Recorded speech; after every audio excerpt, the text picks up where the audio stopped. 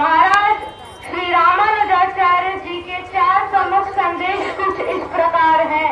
पहला, उन्होंने गुरु एवं शिष्य की परंपरा चलाई, जिससे अपने अपने मत चलाने की प्रवृत्ति पर रोक लग सका।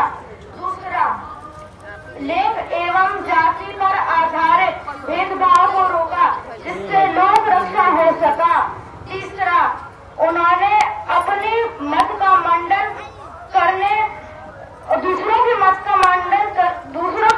खंडन करने के स्थान पर अपने मत का मंडन करवाया।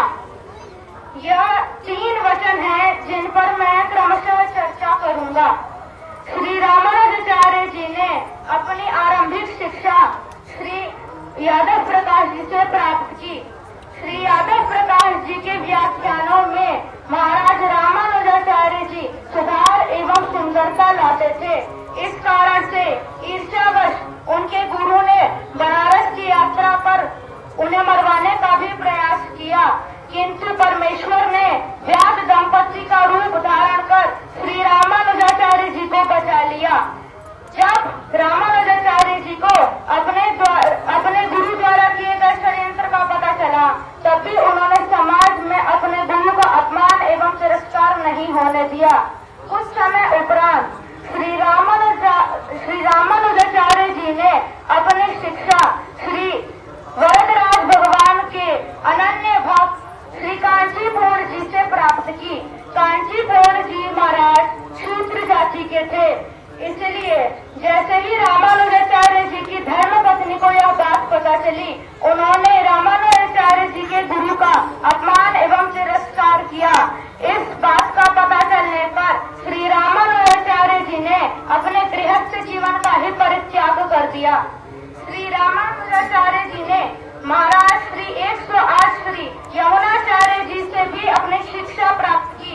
यमुनाचार्य जी श्रीरंगम के मठाधिपति थे एवं रामानुजाचार्य जी की विद्वत्ता से प्रसन्न होकर वे मठ का मठाधिपति श्री रामानुजाचार्य जी को बनाना चाहते थे, किंतु जब तक महाराज वहां पहुंचे तब तक उनके गुरु का वैकुंठवास हो चुका था।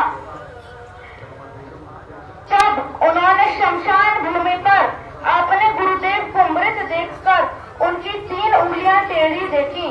3 उंगलियां टेढ़ी देखकर उन्होंने अपने गुरु को 3 वचन दिए। पहला, द्रविड़ देश में वैष्णव मत का प्रचार। दूसरा, मुनि व्यास द्वारा दिए गए ब्रह्म सूत्र पर विशिष्ट अद्वैत दर्शन से भाष्य लिखना। तीसरा, श्री विष्णु पुराण के रचयिता मुनि पराशर एवं सद्गोप की महिमा का प्रचार करना। कहते हैं कि यह 3 वचन देते ही उनके गुरु की 3 उंगलियां सीधी हो गईं। कुछ समय के उपरांत श्री रामानुजाचार्य जी ने अपनी शिक्षा श्री नाम्बी गोष्ठीपूर्ण जी द्वारा प्राप्त की।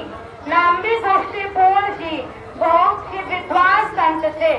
नाम्बी गोष्ठीपूर्ण जी ने श्रीरंगम से मदुरई तक श्री रामानुजाचार्य जी महाराज को 18 बार दीक्षा लेने के लिए बुलाया, किंतु 18वीं बार श्री रामानुजाचार्य जी ने अपने गुरु को प्रसन्न किया एवं परम गोपनीय मंत्र की दीक्षा प्राप्त की।